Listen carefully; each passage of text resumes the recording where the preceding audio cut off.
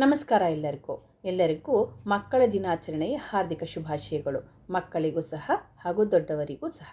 ಯಾಕೆ ದೊಡ್ಡವರಿಗೂ ಸಹ ನಾನು ಮಕ್ಕಳ ದಿನಾಚರಣೆ ಶುಭಾಶಯಗಳನ್ನ ಹೇಳ್ತಾ ಇದ್ದೀನಿ ಅಂತ ಅಂದ್ಕೊಂಡಿದ್ದೀರಾ?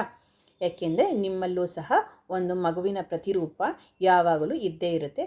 ಅದು ನೀವು ನಿಮ್ಮ ಬಾಲ್ಯದ ಕ್ಷಣಗಳನ್ನು ನೆನಪು ಮಾಡಿಕೊಂಡಾಗ ಖಂಡಿತ ನಿಮಗೆ ಗೋಚರಿಸುತ್ತೆ.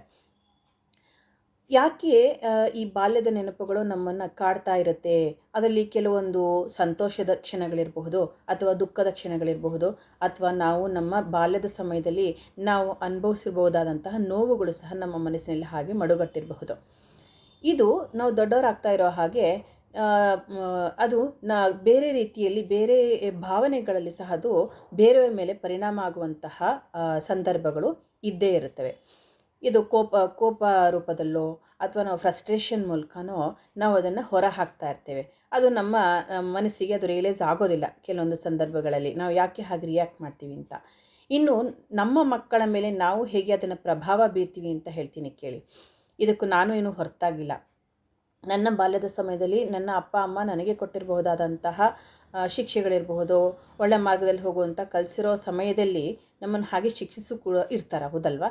ಅಂತಹದ್ದನ್ನು ನಾವು ನಮ್ಮ ಮಕ್ಕಳ ಮೇಲೆ ಅದೇ ರೀತಿ ನಾವು ರಿಯಾಕ್ಟ್ ಮಾಡ್ತಾ ಹೋಗ್ತೀವಿ. ನಮ್ಮ ಮಕ್ಕಳು ಸಹ ನಾವು ಬಾಲ್ಯದಲ್ಲಿ ಹೇಗೆ ಕಾಲ ಕಳೆದಿದ್ವೋ ಅಥವಾ ನಾವು ಯಾವುದು ಫೀಲಿಂಗ್ಸಲ್ಲಿದ್ವೋ ಅದೇ ಫೀಲಿಂಗ್ಸ್ ನಮ್ಮ ಮಕ್ಕಳ ಮೇಲೂ ಸಹ ಬರೋ ಹಾಗೆ ನಾವು ಪರಿಣಾಮಕಾರಿಯಾಗಿ ನಾವು ಬಿಹೇವ್ ಮಾಡ್ತೇವೆ.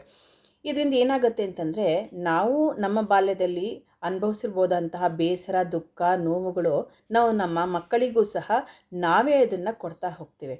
ಅದು ತಪ್ಪು, ಹೌದಲ್ವಾ? ಅದನ್ನು ನಾವು ರಿಯಲೈಸ್ ಮಾಡಿಕೊಳ್ಬೇಕು. ಹಾಗಾದರೆ ಇದರಿಂದ ಆಚೆ ಬರಬಹುದು? ನಮ್ಮ ತಂದೆ ತಾಯಿಯ ಪೇರೆಂಟಿಂಗ್ ಏನು ಇರಬಹುದು ಬಿಹೇವಿಯರ್, ಅದನ್ನು ನಾವು ಹೇಗೆ ರಿಪೀಟ್ ಮಾಡಬಾರ್ದು, ಮತ್ತು ನಾವು ನಮ್ಮ ಮಕ್ಕಳನ್ನು ಅದರಿಂದ ಬೇರೆ ರೀತಿಯಾಗಿ ಹೇಗೆ ಬೆಟರ್ ವೇನಲ್ಲಿ ಪೇರೆಂಟಿಂಗ್ ಮಾಡಿಕೊಳ್ಬಹುದು ಅಂತ ನಾನು ಈಗ ಹೇಳ್ಕೊಡ್ತೇನೆ.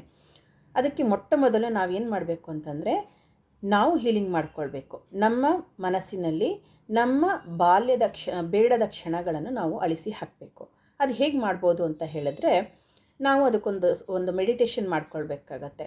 ಒಂದು ಪ್ರಶಾಂತವಾದ ಸಮಯದಲ್ಲಿ ಸ್ಥಳದಲ್ಲಿ ಕುಳಿತುಕೊಂಡು ಕಣ್ಮುಚ್ಕೊಂಡು ನಿಧಾನವಾಗಿ ಅದಕ್ಕೆ ಒಂದು 3-4 ಬಾರಿ ನಿಧಾನವಾಗಿ ಉಸಿರಾಟ ಮಾಡಿ ಉಸಿರನ್ನು ಬಿಟ್ಟು ನಾವು ಒಂದು ಪ್ರಶಾಂತ ಸ್ಥಳದಲ್ಲಿ ಇದ್ದೇವೆ ಅಂತ ಭಾವಿಸ್ಕೊಂಡು ಅಲ್ಲಿ ನಾವು ನಮ್ಮ ಆಜ್ಞಾ ಚಕ್ರದಲ್ಲಿ ನಮ್ಮ ಪುಟ್ಟ ಮಗುವಿನ ಪ್ರತಿರೂಪವನ್ನು ನಾವು ನೋಡ್ಕೊಳ್ಬೇಕಾಗತ್ತೆ. ಅಂದರೆ ನೀವು ನಿಮ್ಮ ಬಾಲ್ಯದ ಸಮಯಕ್ಕೆ ನೀವು ನಿಮ್ಮನ್ನೇ ಕರ್ಕೊಂಡು ಹೋಗಬೇಕಾಗತ್ತೆ. ಕರ್ಕೊಂಡು ಹೋಗಿ ಆ ಮಗುನ ನೀವು ಮಾತಾಡಿಸ್ಬೇಕು. ಏನಪ್ಪ ಪುಟ್ಟ, ಹೇಗಿದೆಯಾ, ಏನು ಬೇಸರ ನಿನಗೇನು ಬೇಕು ಅಂದರೆ ಕೇಳಿದಾಗ ಅದಕ್ಕೆ ತನ್ನ ಭಾವನೆಗಳನ್ನು ಹೊರಹಾಕತ್ತೆ. ಅಂದರೆ ನಿಮಗದು ಗೋಚರ ಆಗತ್ತೆ, ನಿಮ್ಮ ಮನಸ್ಸೇ ಹೇಳತ್ತೆ, ನಿಮ್ಮ ಬಾಲ್ಯದ ಮನಸ್ಸು ನಿಮ್ಗೆ ಹೇಳ್ತಾ ಬರುತ್ತೆ. ಹೌದು, ಹೀಗೀಗಾಯಿತು, ಬಾಲ್ಯದಲ್ಲಿ ನಮ್ಮ ಅಪ್ಪ ಅಮ್ಮ ಹೊಡೆದ್ರು, ನನಗೆ ಏನು ಕೊಡಿಸಿಲ್ಲ, ಚಾಕ್ಲೇಟ್ ಕೊಡಿಸಿಲ್ಲ, ಅಥವಾ ನಾನು ಯಾವುದೋ ಫ್ರಾಕ್ ಕೇಳಿದೆ ಕೊಡಿಸಿಲ್ಲ, ನಾನು ಒಂದು ಗೊಂಬೆ ಕೇಳಿದೆ ಕೊಡಿಸಿಲ್ಲ, ನಾನು ಯಾವುದಕ್ಕೋ ಹಠ ಮಾಡಿದೆ ಹೊಡೆದ್ರು, ಅಥವಾ ನಮ್ಮ ಸರ್ರು ನಮ್ಮ ಮೇಡಮು ಹೀಗಂದರು, ನನಗೆ ಯಾರು ಕಾಂಪಿಟೇಷನ್ ಇತ್ತು ಸ್ಕೂಲ್ನಲ್ಲಿ, ನಾನು ಆ ಟೈಮಲ್ಲಿ ನಾನು ಜಾಸ್ತಿ ಮಾರ್ಕ್ಸ್ ತಗೊಳ್ಳಿಲ್ಲ, ಹಾಗಾಗಿ ನನಗೆ ತುಂಬ ಬೇಸರ ಆಯಿತು, ನಾನು ಆ ವರ್ಷ ಇನ್ನೂ ಕಡಿಮೆ ಮಾರ್ಕ್ಸ್ ತಗೊಳ್ಳೋ ಹಾಗಾಯಿತು. ಹೀಗೆ ಹಲವಾರು ರೀತಿಯ ಭಾವನೆಗಳು ಅಲ್ಲಿ ಬರ್ತಾ ಹೋಗುತ್ತೆ. ನೀವು ಅದನ್ನೆಲ್ಲ ನಿಮ್ಮ ಮನಸ್ಸಿನಲ್ಲಿ ಕೇಳ್ತಾ ಹೋಗಿ. ಆ ಮಗು ಏನು ಹೇಳುತ್ತೆ, ನಿಮ್ಮದೇ ಮಗು ನಿಮಗೆ ಏನು ಹೇಳ್ತಾ ಬರುತ್ತೆ. ಬಡತನದಲ್ಲಿ ನಿಮಗೆ ಏನೋ ಒಂದು ವಸ್ತು ಸಿಗದೇ ಇರಬಹುದು, ಕೊಡಿಸದೇ ಇರಬಹುದು, ಅಥವಾ ನಿಮ್ಮ ಅಜ್ಜ ಅಜ್ಜಿ, ನಿಮ್ಮ ಮನೆಯವರು, ನಿಮ್ಮ ಚಿಕ್ಕಪ್ಪ ಚಿಕ್ಕಮ್ಮ, ನಿಮ್ಮ ಕುಟುಂಬದವರು, ಹೊರಗಿನವರು ನಿಮ್ಮನ್ನು ಯಾವ ರೀತಿ ನೋಡ್ಕೊಂಡಿದ್ದಾರೆ, ನೀವು ಎಷ್ಟು ಪ್ರೀತಿ ಕೊಟ್ಟಿದ್ದಾರೆ, ಎಷ್ಟು ಬೇಸರ ಮಾಡಿದ್ದಾರೆ, ಇದನ್ನೆಲ್ಲ ನೀವು ನೋಡ್ಕೊಂಡು ಹೋಗಿ. ಆ ಮಗು ಎಲ್ಲ ಹೇಳ್ತಾ ಬರುತ್ತೆ. ಅದನ್ನೆಲ್ಲ ನಿಧಾನವಾಗಿ ಕೇಳಿ, ಪ್ರೀತಿಯಿಂದ ಕೇಳಿ. ಆಮೇಲೆ ಆ ಮಗುವಿಗೆ ನೀವು ನಿಧಾನವಾಗಿ ಹೇಳಬೇಕು. ನೀವೇ ಹೇಳೋದು ಆ ಮಗುವಿಗೆ, ನೋಡು, ಬೇಸರ ಮಾಡ್ಕೊಳ್ಬೇಡ, ನಾನಿದ್ದೀನಿ, ಬೇಜಾರು ಮಾಡ್ಕೋಬೇಡ, ನಾನು ನಿನಗೆ ಬೇಕಾದೆಲ್ಲ ಪ್ರೀತಿಯನ್ನು ಕೊಡ್ತೀನಿ, ನೀನು ಆತಂಕ ಮಾಡ್ಕೊಳ್ಳೋದು ಬೇಡ, ಅಳಬೇಡ ಅಂತ ಹೇಳಿ ಅದನ್ನು ಸಮಾಧಾನ ಮಾಡಬೇಕಾಗತ್ತೆ. ನೀವು ಹೇಗೆ ನಿಮ್ಮ ಮಗುವಿಗೊಂದು ಸಮಾಧಾನವನ್ನು ಮಾಡ್ತೀರಾ, ಅದೇ ರೀತಿಯಲ್ಲಿ ನಿಮ್ಮದೇ ಪ್ರತಿರೂಪಕ್ಕೆ, ನಿಮ್ಮದೇ ಮಗುವಿಗೆ ನೀವು ಸಮಾಧಾನ ಮಾಡ್ಕೊಳ್ಬೇಕಾಗತ್ತೆ. ಹೀಗೆ ಅದನ್ನು ಸಮಾಧಾನ ಮಾಡ್ತಾ ಅದನ್ನು ಸಂತೈಸಿ ಆಮೇಲೆ ನೀವು ಹೇಳಬೇಕು, ನೋಡು, ನಿನಗೆ ಯಾವತ್ತೂ ಏನಾದರೂ ಹೇಳ್ಕೋಬೇಕು ಅಂತ ಹೇಳಿದ್ರೆ ನನ್ನ ಹತ್ರ ಹೇಳ್ಕೊ, ನಾನಿದ್ದೀನಿ, ನಿನಗೆ ಸಹಾಯ ಮಾಡ್ತೀನಿ, ನಾನು ಪ್ರೀತಿ ಮಾಡ್ತೀನಿ, ನಾನು ನಿನ್ನ ಮಾತನ್ನು ಕೇಳ್ತೀನಿ ಅಂತ ಹೇಳಿ ಸಮಾಧಾನವಾಗಿ ಹೇಳಿ, ಆಮೇಲೆ ಅದನ್ನು ಹತ್ತಿರ ಕರೆದು ನಿಮ್ಮ ಪ್ರತಿರೂಪದ ಮಗು ನಿಮ್ಮ ಹತ್ತಿರ ಬಂದು ನಿಮ್ಮನ್ನು ಆಲಗಿಸ್ಕೊಂಡಿದೆ ಅಂತ ನೀವು ಭಾವಿಸ್ಕೊಳ್ಬೇಕು. ಹೀಗೆ ಮಾಡ್ತಾ ನಿಮಗೆ ಎಷ್ಟು ಸಾಧ್ಯವೋ ಅಷ್ಟು ಪ್ರೀತಿಯನ್ನು ಆ ಮಗುವಿಗೆ ನೀವು ಟ್ರಾನ್ಸ್ಫರ್ ಮಾಡಬೇಕಾಗತ್ತೆ, ಅಂದರೆ ಅದನ್ನು ಆಲಂಗಿಸ್ಕೊಳ್ಬೇಕಾಗತ್ತೆ, ಅದನ್ನು ಸಂತೈಸಬೇಕಾಗತ್ತೆ.